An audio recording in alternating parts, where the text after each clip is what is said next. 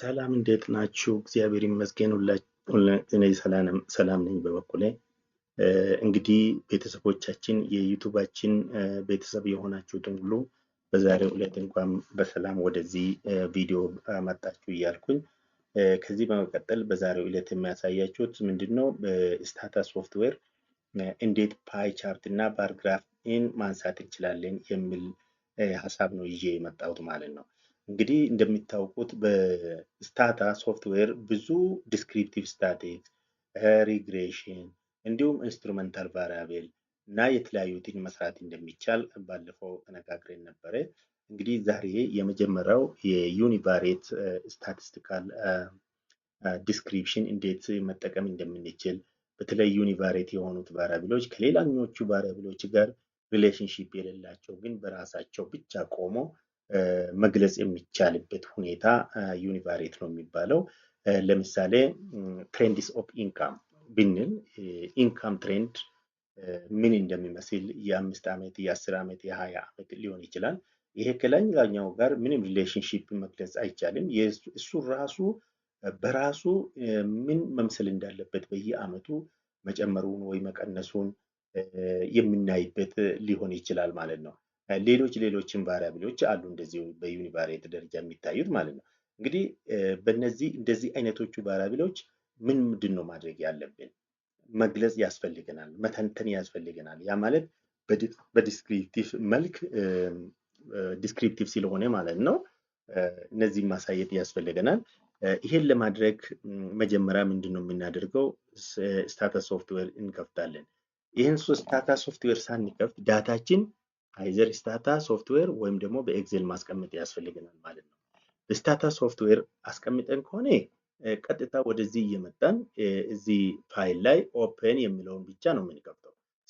ስንከፍት በስታታ ሶፍትዌር ሴቭ የተደረገውን ዳታው ባለበት ፎልደር ውስጥ ገብተን ክሊክ ስናደርግ ወይም ኦፕን ስናደርግ ቀጥታ እዚህ ላይ ዲስፕሌይ ያደርጋል ማለት ነው። እዚህ ላይ የምናየው ቫሪያብሎቹ አሁን እዚህ ላይ አሉ። በኦፕን ሜኑ እዚህ ጃው ገብተን ስናደርግ ኦፕን ስንል ሰርች አድርገን እናመጣለን፣ ወደዚህ ይመጣል ማለት ነው። በስታታ ሶፍት ካላደረግንና በኤክሴል አስቀምጠን ከሆነ ደግሞ ወደዚህ እንገባለን። ከዛ ኢምፖርት እንላለን። ከዛ ኤክሴል ስፕሪድሺት የሚለውን ክሊክ እናደርጋለን።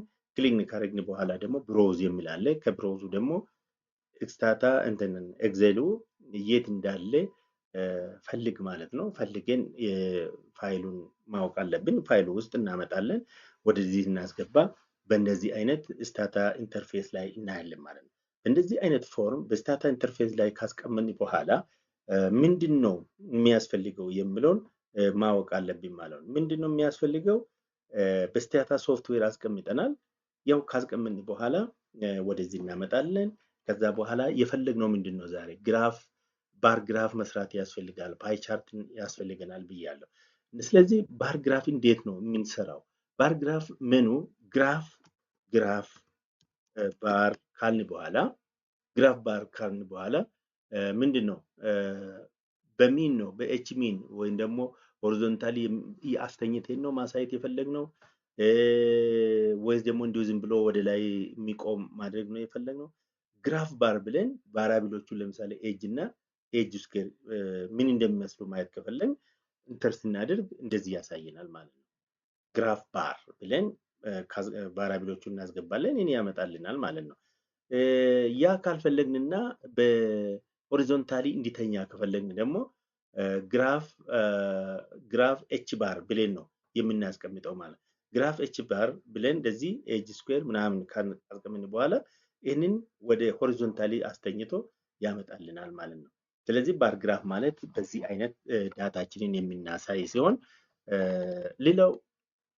ሌሎች ቫሪያብሎችንም በዚህ አይነት ማስቀመጥ እንችላለን ማለት ነው። ስለዚህ ባር ግራፍ ማለት የተለያዩ ቫሪያብሎችን በሚን ሊሆን ይችላል፣ በፐርሰንቴጅ ሊሆን ይችላል፣ ቁጥሮቹን በግራፍ የሚያሳየን ማለት ነው። ኤክሴልም ላይ ተጠቅመን ባር ግራፍን ማሳየት እንችላለን፣ ግን በቀላሉ መንገድ የሚሰራልን ባር ግራፍ ይሄኛው ስታታ ሶፍትዌር በእነዚህ አይነት መሆኑን ያሳየናል ማለት ነው። ሌላው ፓይ ቻርት ነው። ፓይ ቻርት ለምን ይጠቅማል? መቼና እንዴት ነው ፓይ ቻርት የምንጠቀመው የሚል ደግሞ ዋና ጥያቄ ነው። ፓይ ቻርት የምንጠቀመው በተለይ በካታጎሪካል ቫሪያብል ስናስቀምጥ ለምሳሌ ቫሪያብሎች አሉ እንበል እስቲ ኤጅ ሊሆን ይችላል፣ ኤዱኬሽናል ስታትስ፣ ሜምበርሺፕ ቱ ኢኮብ፣ ቶታል ላይፍ ስቶክ፣ ላንድ ሳይዝ፣ ሃውስሆልድ ስታትስ፣ አክሰስ ቱ ትሬን፣ ማሪታል ስታትስ፣ ዲስታንስ ቱ ማርኬት፣ እነዚህ ቫሪያብሎች እዚህ ላይ አሉ። እነዚህም ቫሪያብሎች ለምሳሌ በጀንደር መግለጽ ከፈለግን በፐርሰንታቸው ጀንደር ስንል ሁለት አይነት ነው እንግዲህ በኢትዮጵያን ኬዝ። ሌሎች ሀገሮች ሁለቱንም ያለው ሊኖር ይችላል። በእኛ ግን የምናውቀው ሁለት አይነት ብቻ ነው፣ ወንድና ሴት ማለት ነው። ሁለቱን ጾታ የያዘ የለም።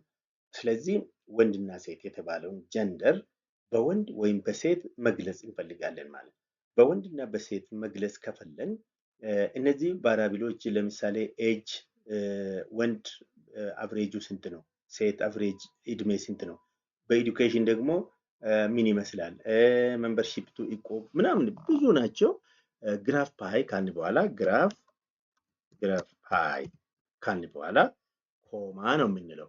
ከዛ ኦቨር የትኛው ነው ኦቨር ማሳየት የምንፈልገው? እንዳልኳችሁ ጀንደር እንበል እስቲ። ጀንደር ካልን በኋላ ቅንፉን እንዘጋለን፣ ቅንፉን እንገባለን። ከዛ ፕሌብል ከዛ ካልን በኋላ አንደርስኮር ኦል ፐርሰንት እንላለን። ፐርሰንት ከዛ እንዘጋለን፣ ያመጣልናል ማለት ነው። አሁን ዜሮ ማለት ወይ ወንድ ወይ ሴት ሊሆን ይችላል ኮዱ። አንድ ማለት ደግሞ ያው ከሁለቱ አንዱ ነው። 54.83ቱ በወንድ መሆኑን 55.17 ደግሞ የሴቶች መሆኑን የሚያሳይ ማለት ነው። በሁሉም ቫሪያብል እንግዲህ ሴቶችን ሲናይ በፐርሰንቴጅ የሴት ፐርሰንቱ 45.17 የወንድ ደግሞ 54.83 መሆኑን ያሳየናል ማለት ነው።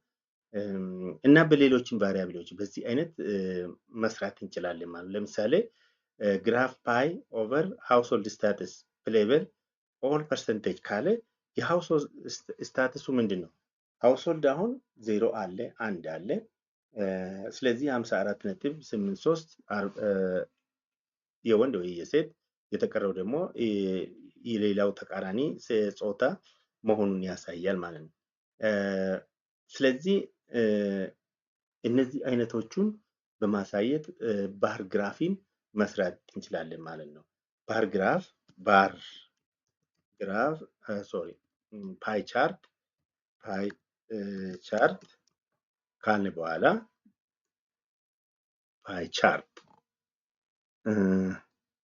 ፓይ ቻርት ካልን በኋላ ከዛ እያንዳንዱ ቫሪያብሎች ደግሞ አንድ ላይ እያንዳንዱ ምን ያህል ሼር እንዳለው በፓይ ቻርት ሊያሳየን ይችላል። ሁሉም ቫሪያብሎች ማለት ነው። እንደዚህ ማሳየት እንችላለን ማለት ነው። እንደዚህ እያደረግን ሁሉንም እየመረን አምጥተን በፓይ ቻርት አሳየን ብንል ሊያመጣልን ይችላል። አሁን ምንድነው የተሳሳትነው? ግራፍ ብለን ነው መጀመሪያ ያለብን። ፓይ ነው ያልኩት ዝም ብዬ። ግራፍ ፓይ ብለን እናሳያለን። ሶሪ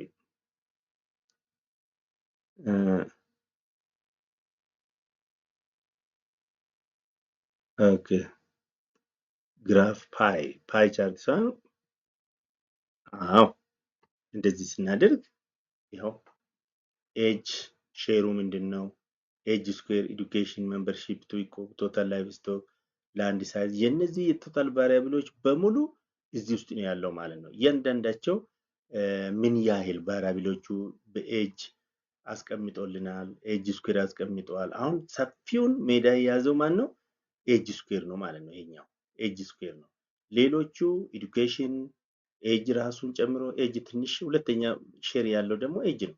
የተቀሩት ግን በጣም ጥቂት የማይታዩት ሼሮች ስላለው በፓይ ቻርት በዚህ አይነት እየገለጽ ይህን ያህል ፐርሰንት እንደዚህ ነው፣ ይሄ ያህል ፐርሰንት ይሄ እንደዚህ ነው እያን ቫሪያብሎቹን መግለጽ የምንችልበት ሁኔታ የሚያሳይ ነው ማለት ነው። ስለዚህ ሁላችንም እነዚህም መረዳት ያስፈልገናል የሚል ሀሳብ ነው። እንግዲህ ዛሬውኑ ወደ እዚህ ቪዲዮ የመጣችሁት ሰብስክራይብ በማድረግ ዛሬ ብቻ የመጣችሁ ሰብስክራይብ ያድርጋችሁ አባል እንድትሆኑ ቤተሰብ እንድትሆኑ አባል የሆናችሁት ደግሞ ሼር በማድረግ ለጓደኞቻችሁ እንዲደርስ እንድታደርጉ በወዲሁ በአክብሮት ጠይቃችኋለሁ። የዛሬ በዚህ ይበቃናል። የሚቀጥለው ደግሞ ሌላ አርዕስት ይዘን እስከምንገናኝ በሰላም ሆኖልኝ ቻው።